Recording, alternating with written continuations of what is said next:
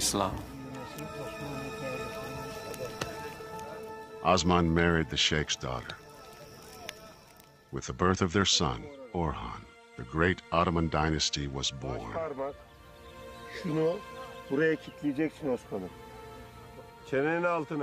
Together, father and son built an army that would dominate its enemies.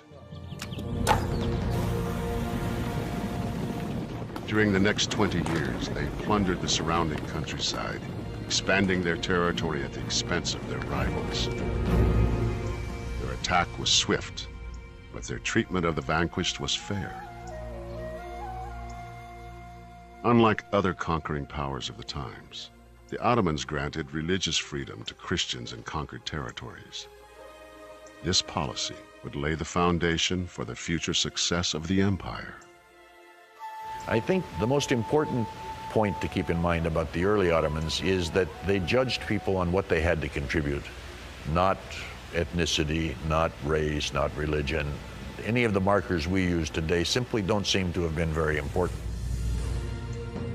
By the time of his death in 1324, Osman had fathered an enduring dynasty.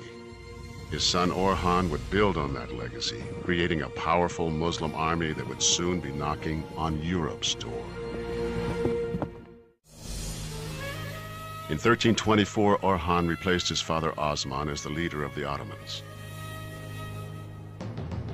While the father had rallied a tribe of nomads to fight for survival, the son wanted war. Orhan wasn't satisfied with capturing tribes and controlling small villages. He had bigger and more well-defended targets in mind, and new tactics were required. The first real city they take is the city of Bursa, and we know that they took it by building two castles, one on either side of the city, outside the walls of Bursa, and basically blockaded it, starved it into submission over an 11 or 12-year period. When the city finally surrenders and Orhan, the conqueror, goes into the city, he sees dead bodies, and he asks the commander of Bursa, "What are all these dead bodies?" And he said, "Most of them died of starvation," which is why we ended up surrendering the city. Orhan made Bursa his new capital and declared himself king, or sultan. The next challenge was governing this new territory. We can assume that Ottomans learned a lot from those people who were living in these urban centers. They acquired knowledge about architecture, they acquired knowledge about decorative styles, they acquired knowledge about how to live in an urban environment. Orhan established a monetary system and issued coins. He opened schools and built both a mosque and a monument to his father Osman. It didn't take too long before the once nomadic Ottomans took to city life, moving from tents into stone and wood houses and developing carpentry and farming skills. Now a regional power with control of trade routes, the Ottomans were a force to be reckoned with. The Ottomans managed to take some of the fortified towns of Byzantium that gave them more prestige and attracted more warriors to their camps. At the same time, in the neighboring Byzantine Empire, a continuing conflict between Emperor John Cantacuzene and a rival faction had erupted into civil war. The Byzantines had once ruled the civilized world, from the Danube to Damascus. But now Byzantine Emperor Cantacuzene was struggling to retain power. He asked his neighbor and former enemy Orhan for help. Orhan agreed, seizing the opportunity to profit from Cantacuzene's weakness.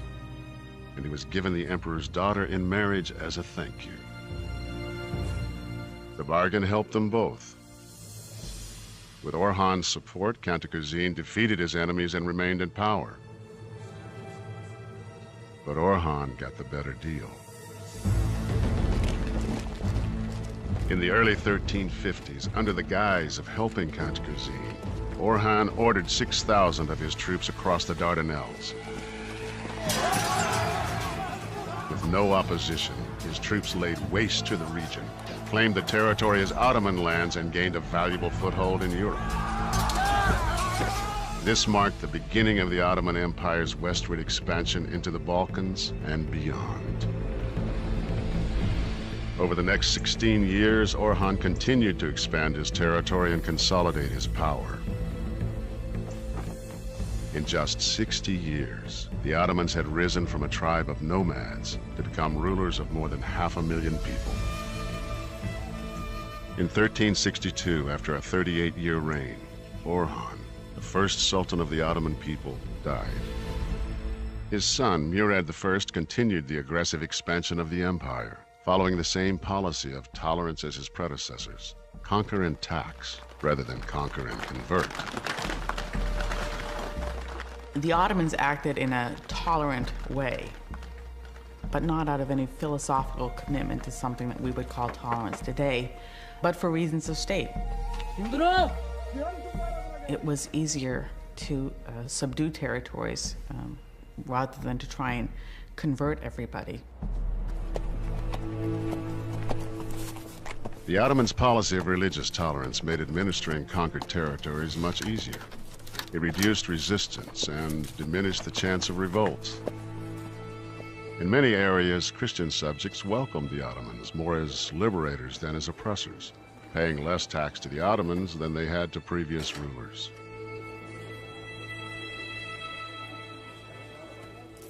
This had a kind of steamroller effect, which helps account for the speed with which the Ottoman conquests occurred, particularly in the Balkans. They simply rolled through whole areas because, yes, they fought. Whenever somebody stood out against them, they fought, and they won. But I think for every place they conquered by force of arms, they probably conquered 2 places by just a very effective PR system. But for Murad, new Christian subjects offered a greater opportunity. He devised a plan to create a fierce and loyal cadre of troops. Ottoman officials descended on towns in Christian territories, ordering young boys of the village to come forth for inspection. The villagers would display their youth, and the Janissary officer would go from one to the other.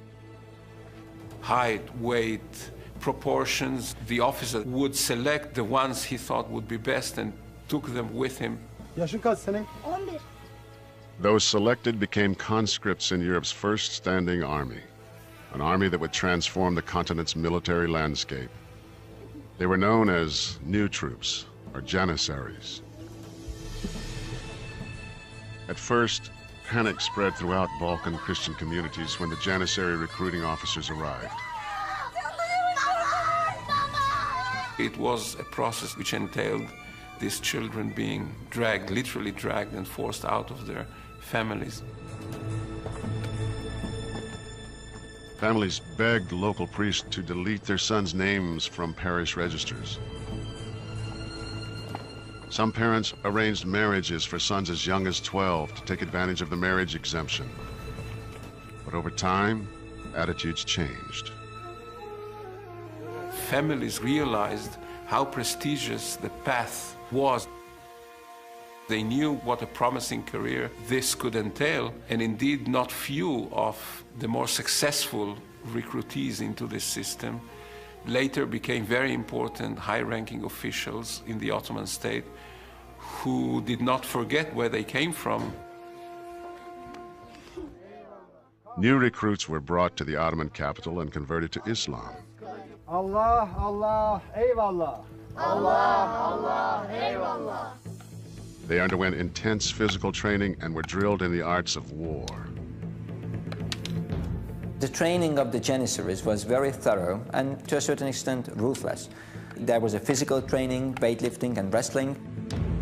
They practiced the various formations. There was archery practice regularly twice a week. When their military training was complete, they were tattooed with a number and a symbol and sent out to work. First, they were sent to Turkish families. It was a very heavy physical work, farming the land. When they returned, their physical shape was much better. They were much stronger, and they knew the language. The strongest and brightest were sent to special schools to finish their education. Janissaries who entered what are called the palace schools got a very broad education. They were trained in Arabic, Persian, Turkish. They were certainly trained in the Islamic sciences. Everyone was taught a